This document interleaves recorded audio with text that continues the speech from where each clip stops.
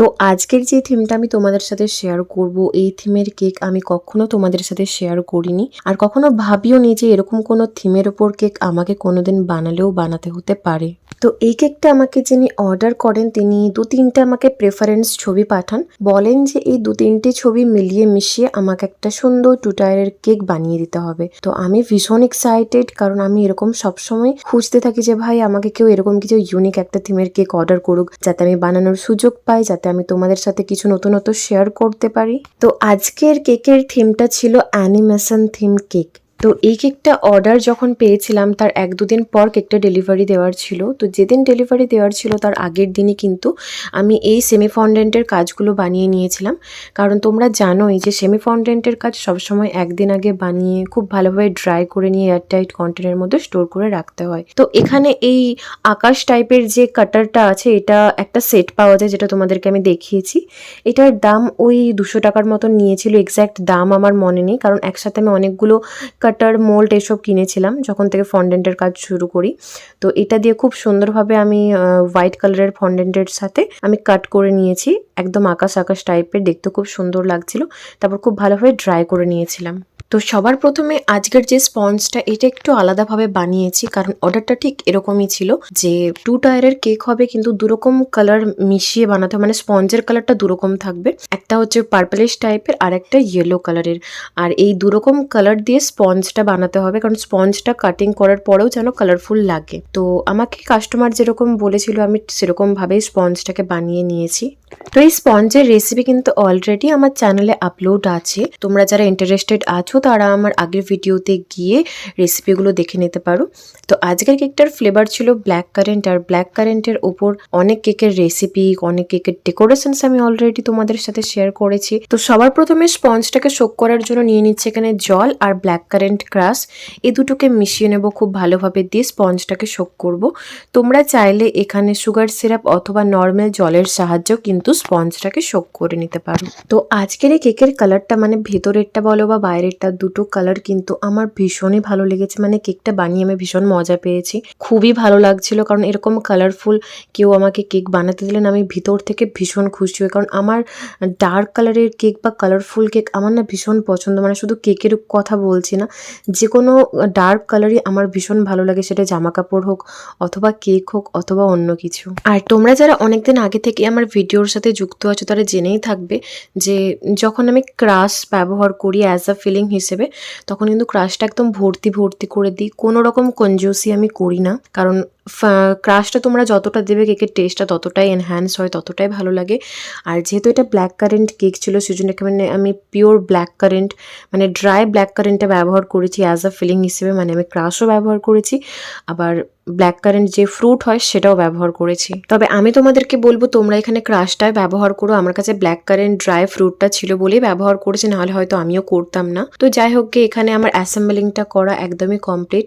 তবে কেকটা কাট করার পর লুকটা কেমন আসছিল সেটা দেখার জন্য আমি খুব এক্সাইটেড ছিলাম। আমি বলেছিলাম একটা ছবি পাঠানোর জন্য, তো হয়তো অনুষ্ঠান বাড়িতে ভুলে গেছে, তো কোনো ব্যাপার নয়। তো সবার প্রথমে কেকটাকে খুব ভালোভাবে আমি ক্রাম কোটিং করে নেব, আর ক্রাম কোটিং করাটা অত্যন্ত জরুরি। তোমরা যদি চাও যে কেকের ফিনিশিং খুব ভালো নিয়ে আসতে, তবে অবশ্যই কিন্তু ক্রাম কোটিং করে ফ্রিজে মিনিমাম 10 থেকে 15 মিনিট পর্যন্ত রেখে আবার আইসিং করো। তো একই প্রসেসে আমি ওপরের টায়ারটাও ক্রাম কোটিং করে নিয়েছিলাম, যেহেতু একই রকমভাবে করেছি সেজন্য আমি দ্বিতীয় টায়ারটা আর শ্যুট করিনি, কারণ একই জিনিস দেখতে দেখতে তোমরা বিরক্ত বোধ করতে পারো। তো প্রথম টায়ারটা আধ ঘন্টা রাখার পর আমি ফাইনাল আইসিং করছি। তো আইসিং করার জন্য এখানে আমি দুরকম কালার ব্যবহার করেছি, নিচেরটা রেড আর উপরেরটা অরেঞ্জ, আর অবশ্যই কালারটা আমি ডার্কের উপরেই রাখার চেষ্টা করেছিলাম, কারণ যে আমাকে প্রেফারেন্স ছবিগুলো পাঠানো হয়েছিল তাতে কালারগুলো অনেক বেশি পরিমাণে ডার্ক ছিল। তো আমার পক্ষে যতটা পসিবল ততটাই আমি কালারগুলোকে ডার্ক বানানোর চেষ্টা করেছি। তারপর একটা স্ক্র্যাপারের সাহায্যে খুব সুন্দরভাবে স্ক্র্যাপ করে নিয়েছি, আর আমার পক্ষে যতটা পসিবল ততটা কেকটাই ক্লিন করারও চেষ্টা করেছি। তো নিচের টায়ারটা একদম কমপ্লিট, এটাকে আমি আবার ফ্রিজে রেখে দিয়েছিলাম। তারপর এখানে নিয়ে নিয়েছি সেকেন্ড টায়ারটা। তো সেকেন্ড টায়ারটাতে কালার দিয়েছি একদম স্কাই কালার, আর ছবিটাতে যেরকম ছিল যে নিচেরটা অরেঞ্জ আর রেডের সাথে কম্বিনেশনে একটা আইসিং করা, আর উপরেটা একদম ডার্ক স্কাই কালার। তো আমি এখানে সেটাই করার চেষ্টা করেছি। তো আজকের কেকটার ফ্লেভার ছিল ব্ল্যাক কারেন্ট, আর এটার ওয়েট ছিল 4 পাউন্ড, আর এটার প্রাইস আমি নিয়েছি 1500 টাকা। তোমরা তোমাদের লোকেশনস অনুযায়ী টাকাটা কম অথবা বেশিও নিতে পারো। তো দুটো খুব সুন্দরভাবে আইসিং করার পর ফ্রিজে রেখে দিয়েছিলাম সারা রাত। আর তারপর দিন সকালে উঠে আমি এগুলো অ্যাসেম্বল করি, মানে দুটো টায়ারকে সেট করি। এতে করে মানে টায়ারটা খুব ভালোভাবে আমি সেট করতে পেরেছিলাম। কিছুদিন আগে একটা ভিডিও শেয়ার করেছিলাম যে 2 টায়ার কেক বানাতে গিয়ে আমার থেকে কত বড় একটা ভুল হয়ে যায়। যারা এখনো পর্যন্ত ভিডিওটা দেখোনি অবশ্যই দেখে নিও যে এরকম ভুল আমার থেকেও হয়, বা হয়তো তোমরাও ফেস করেছো এরকম ভুল। তবে আজকের কেকটা খুব সুন্দরভাবে আমি মানে বসিয়েছি, সেট করেছি। আর আমি এখানে কিন্তু কোনো রকম স্ট্র বা ডাবলস দিইনি, তোমরা চাইলে অবশ্যই দিতে পারো। তো তারপরে এখানে আমি রেড কালার ক্রিমের সাথে বর্ডারটা বানিয়ে নিয়েছি একটা স্টার নজলের সাহায্যে। স্টার নজলটার উপর কোনো নাম্বার লেখা ছিল না, তোমরা তোমাদের পছন্দ অনুযায়ী যে কোনো নজল এখানে ব্যবহার করতে পারো। তারপর এখানে আমি নন এডিবল লেসের সাহায্যে বর্ডারটা, নিচের বর্ডারটা খুব সুন্দরভাবে বানিয়ে নিয়েছি।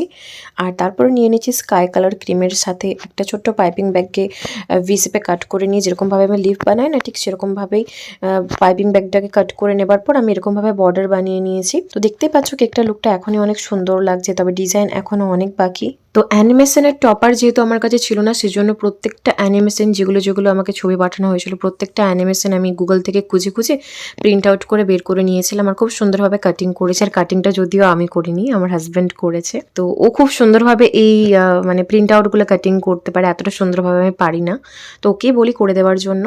তো যেদিনই কেকটা ডেলিভারি দেওয়ার ছিল বাকি সেমি ফন্ডেন্টের ওয়ার্কগুলো সেদিনই আমি সুন্দর করে লাগিয়ে নিয়েছিলাম। আর এখানে যে আকাশ টাইপেরগুলো বানিয়েছে সেগুলো একটা একটা করে খুব সুন্দরভাবে আমি স্টিক করে নিচ্ছি। আর কেক মানে ক্রিম দেওয়া কেক যদি খুব সুন্দরভাবে সেট হওয়া থাকে তো তার উপর সেমি ফন্ডেন্টের কাজগুলো খুব সুন্দরভাবে সেট হয়, আর একদমই কিন্তু গলে না। তো এটাও কিন্তু একরকম ট্রিক্স আমি তোমাদেরকে শেখালাম আজকে। তো প্রথমে এখানে আমি অ্যানিমেশনের এই ক্যারেক্টারটা বসিয়েছিলাম, পরে আমার ভালো লাগছিল না তো চেঞ্জ করে এই ক্যারেক্টারটা এখানে বসাই। তো সত্যি বলতে ক্যারেক্টারগুলোর নেম আমি কিচ্ছু জানি না, একদমই অচেনা, তোমরা নিশ্চয়ই অনেকেই জেনে থাকলেও জেনে থাকতে পারো। তো এরকমভাবে প্রত্যেকটা মানে ক্যারেক্টার আমি খুব সুন্দরভাবে লাগিয়েছি। আর ওপরটা অনেকটাই কেটে গেছে, কারণ বুঝতেই পারছো যে ফোন থেকে শ্যুট করছি। তো একদম সবার শেষে তোমাদেরকে আমি পুরোটা দেখাবো।